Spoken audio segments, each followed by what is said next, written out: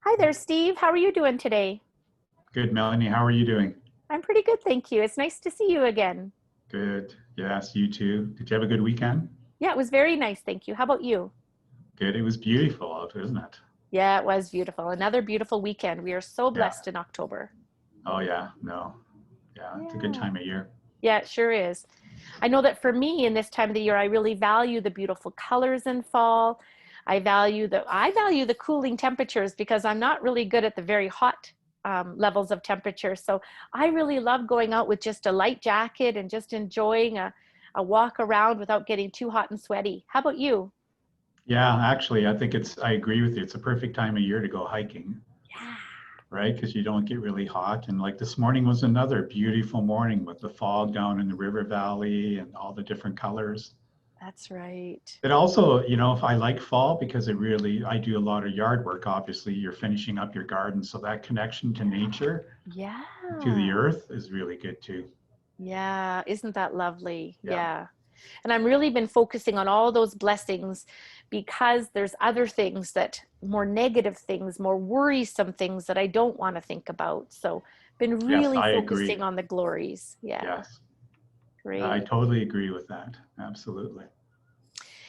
Steve, what have you noticed about your values during this last 8 months going into nine of the coronavirus pandemic? Well, I'm a keen admirer of knowing what your values are. Mm, 'Cause I think that's how you make major decisions, but also how you live your life. yes.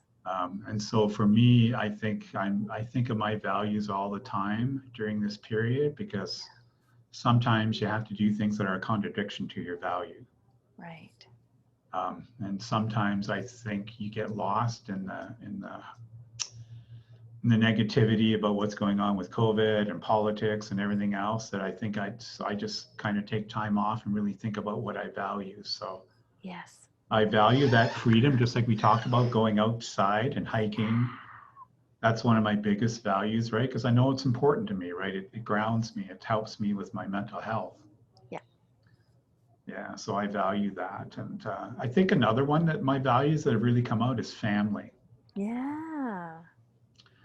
So I've noticed a lot in my neighborhood where families are starting to spend more time together and Yes, me hanging too. out together. And Yeah. you often see a whole family of cyclists, Yes, even it's little kids true. all going out together. So I think that's another value that's really come out that I've noticed. COVID has sort of made us sort of get together more. Absolutely. Yeah. Yeah. Yeah, I've noticed the same thing. And going back to what you just said, values are different for every different person because Oh, we absolutely. we learn our values as we grow up. And at first when we're little kids, we just take on the values of our parents. So if our parents value Yeah. going out and biking, well, that's what we do. Yeah. If our parents value, being healthy and eating good food, that's what we do. And then we all go through that period during our youth where we test those boundaries, we test those values, and we try on the junk food for a little while, or we try the couch potato thing for a little while, and see if we would prefer that Yeah. value, the resting or indulgence value, or just freedom to do whatever we want value. And we try it on and we see what fits well for us. And then as we grow into young adults and then eventually adults, fully independent adults, we decide what values we're going to keep for ourselves and which values that maybe we grew up with that don't work for us anymore. Yeah. And I think that's a ritual for growing up, right? I think, Yeah. when you're young, you are testing things. You are figuring out what you like and what you don't like and what you Yeah. value.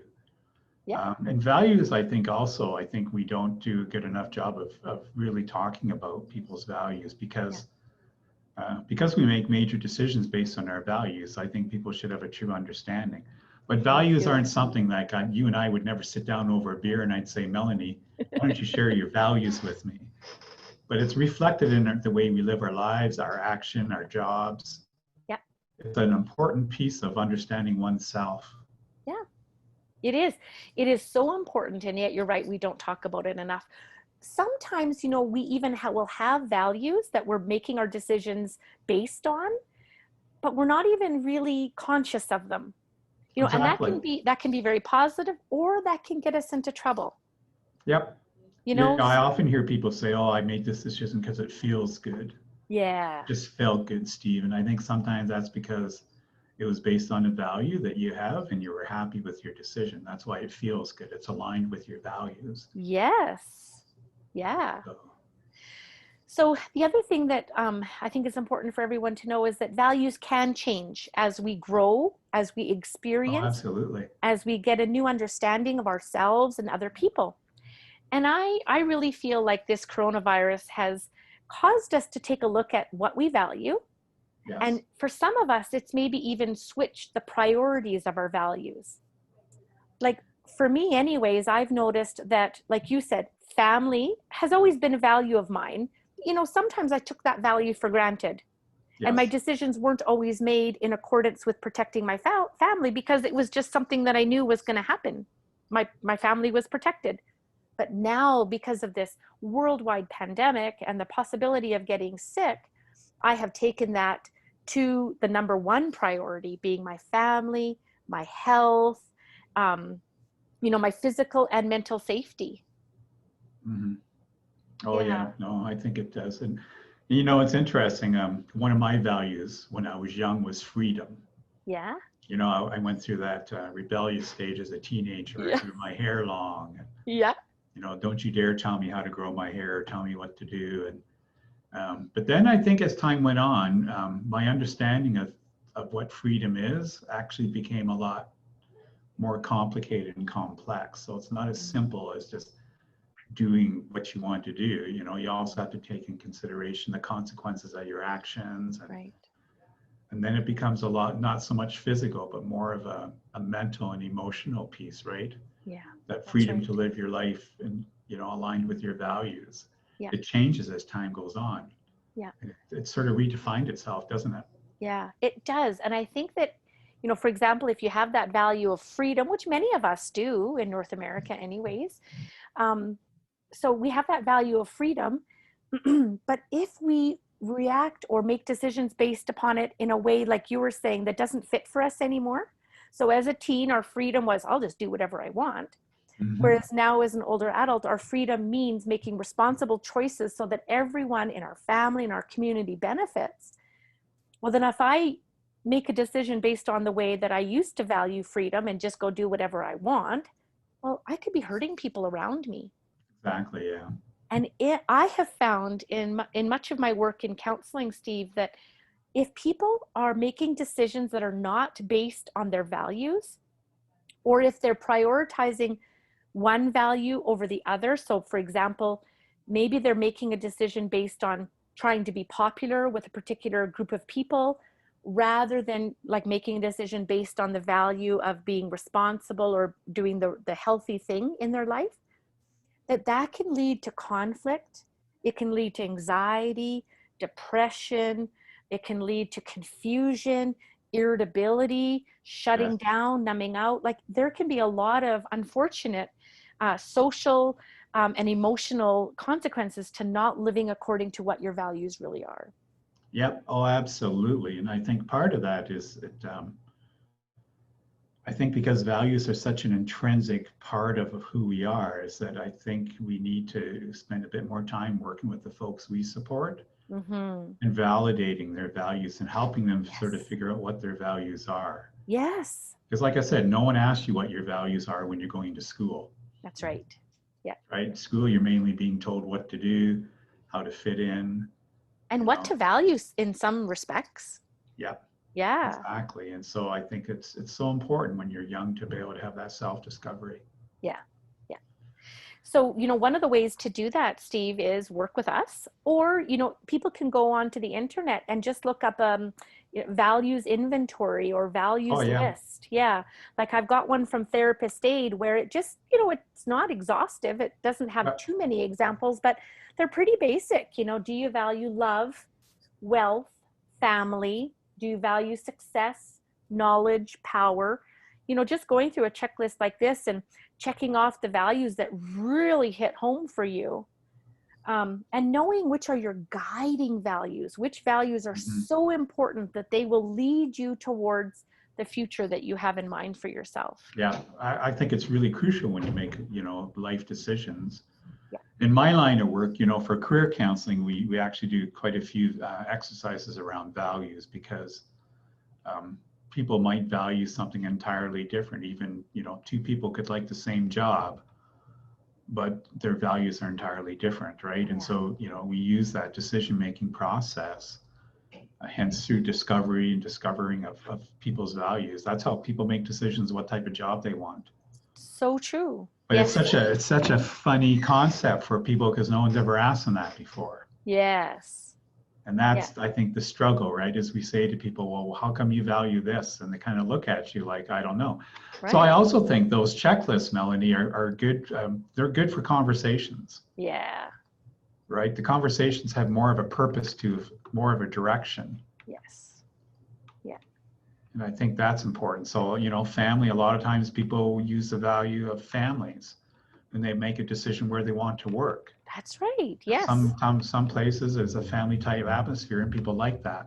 Yes. Some people could care less. So, I mean, that's a good example where we use how you value families when people make decisions on work. Mm-hmm.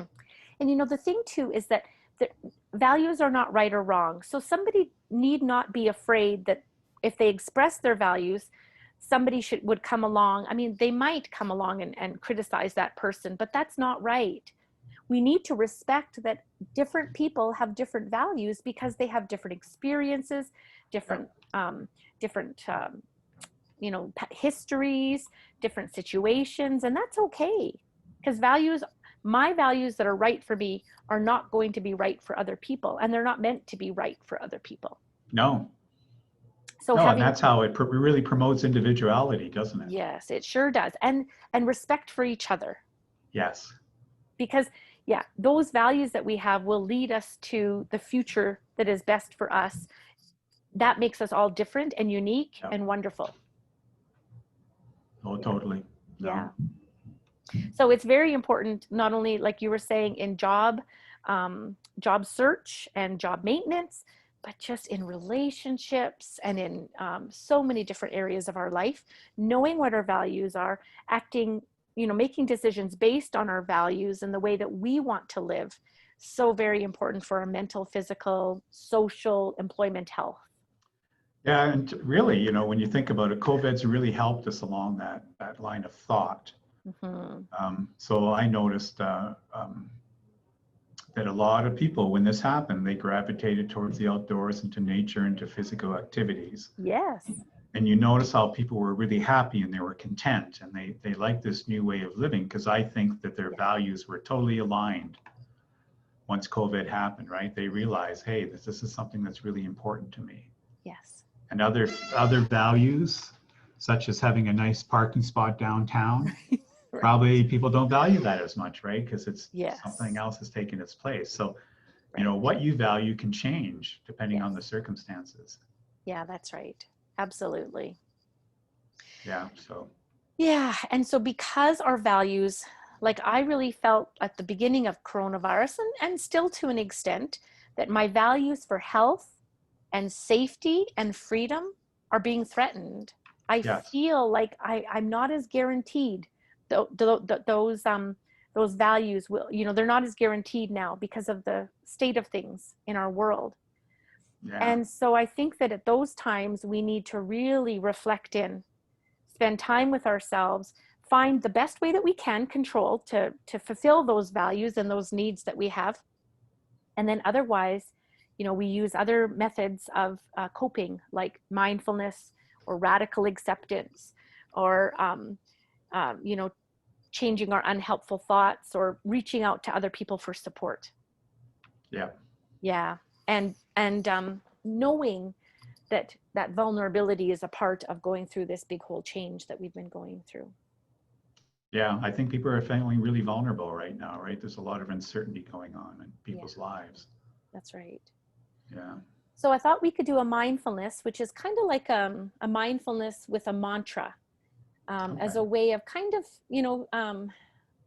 comforting ourselves, supporting ourselves, and giving ourselves a statement, an affirmation to kind of keep a hold of while we're going through some difficult times where our values are being threatened, or we're just not feeling quite as secure in our world as the same way that we used to.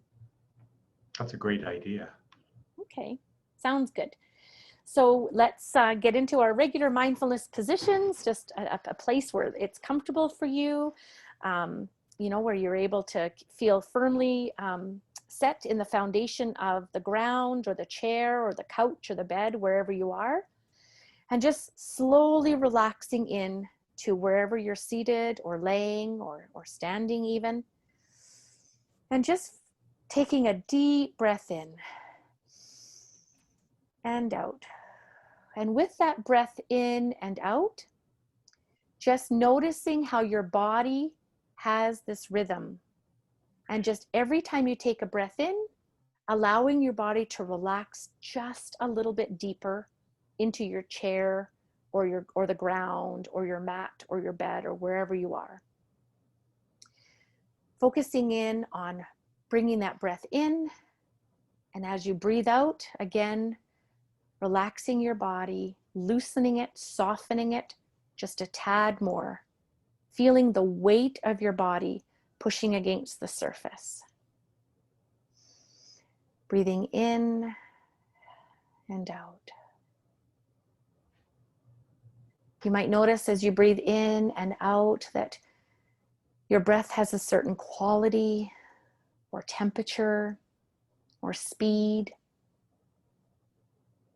And keep continuing to notice that as you continue to breathe in and out. You might notice any changes that it makes or not. Just allowing your mind to completely relax into the air coming in through your nose, down your throat, through your chest, and into your belly. And then again, focusing in on the breath going out from your belly, up through your chest, into your throat, and out your mouth or your nose. And with every breath in and every breath out, just softening another slight bit, your whole body. Or you can do your body bit by bit as you go from the top of your head to the bottom of your toes. Just softening and surrendering to the chair or bed or floor, whatever structure you're leaning upon right now. And you may find that your mind gets distracted. Perhaps your mind is hearing a noise, or it's planning what you're going to do after this mindfulness, or it's thinking about something from yesterday. Whatever your mind brings to your attention, just gently acknowledging that, and then bringing your mind back to the breath and how the rhythm of your body just naturally responds to the breath coming in and out. It may be more helpful to focus in on your breath if you do a mantra. So thinking about a phrase or a word that represents something that you need right now, whether it's something your mind or your body needs, something that might bring you more calmness during this mindfulness. So thinking about that word or that phrase, saying it every time you breathe in. So for example, if I want more peace in my mind and my body, then every time I breathe in, I will say in my mind or out loud, whatever works for you, peace in.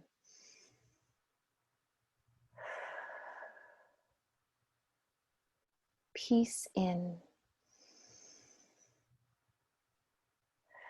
And imagine yourself breathing in the peace that you need.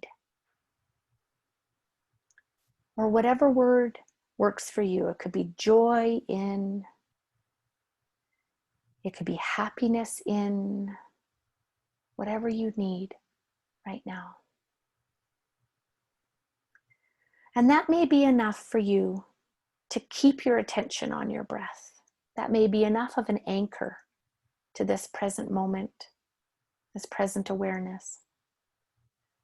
Or perhaps you want to add another mantra on the out breath.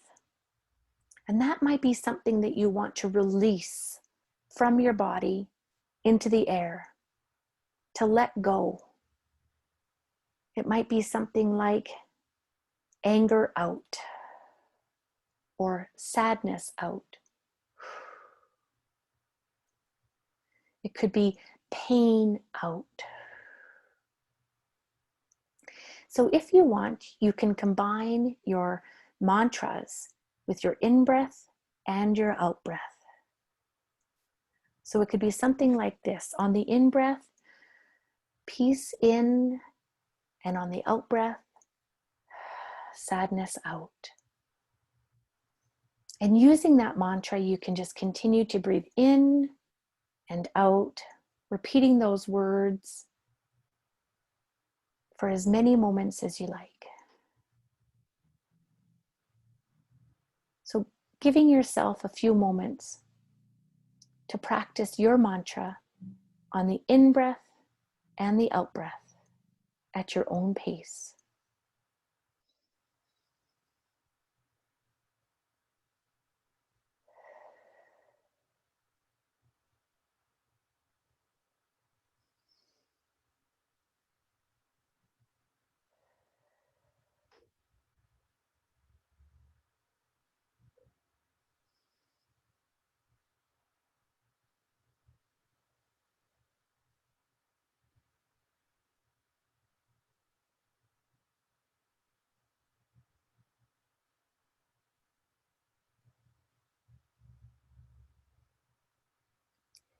As always, if your mind brings a distraction to your awareness, like a sound or a thought or a feeling or a physical sensation, just acknowledging that distraction, perhaps labeling it as there's planning, or there's that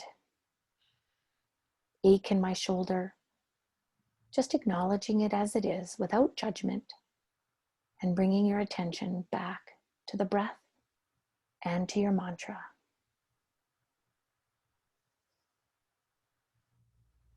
And if that happens 1,000 times, then let it happen 1,001 times, doing it as many times as you need to, knowing that every time you bring your attention back to your breath, you are practicing and you are working at being more and more mindful.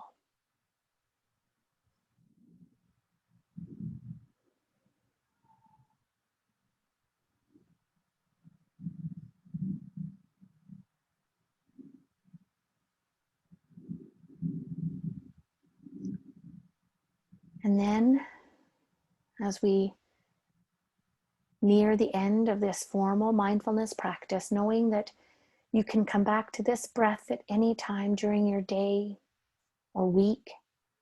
You can come back to these mantras, these words of power and comfort for you at any time, just to bring yourself an awareness of the present and a stillness and a comfort, whatever you're needing.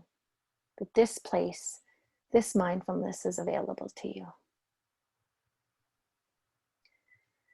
So now, working back to the awareness of this room and this discussion, you may want to take in more and more of the sounds around you.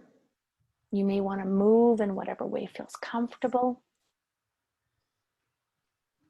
And whenever you're ready, opening your eyes and bringing your attention back to this discussion.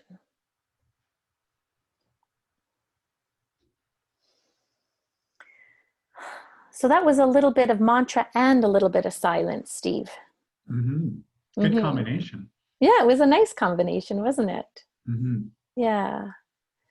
Yeah, I just thought I'd share with you that I use those breathing exercises quite a bit throughout the course of the day. Wonderful. right? So we were chatting about the fall leaves and how pretty it is. And so I was raking yesterday and I chose to actually do it with a rake rather than a big blower. Oh, yes. But I used the breathing during that time. So gathering the leaves, I breathed in. Yeah, Yeah. That would be such a rhythm to raking in, yeah, pulling out, raking in. And you could match that rhythm of your raking with to your the rhythm breathing. of your breath. Yeah, yeah, Perfect. yeah. That sounds Made it really pleasant. wonderful. It was a beautiful day for raking leaves, that's for sure. Wow. Yes. Yes. And it's just such a beautiful colors, Yeah, shapes.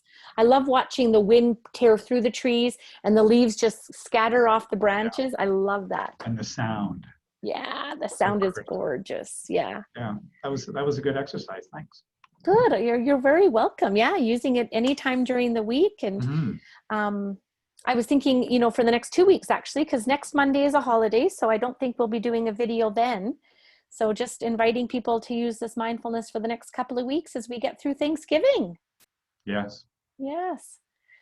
So happy Thanksgiving, everyone. Thank you for joining Steve and I on another video Yes. about mindfulness and about values. Take care, people.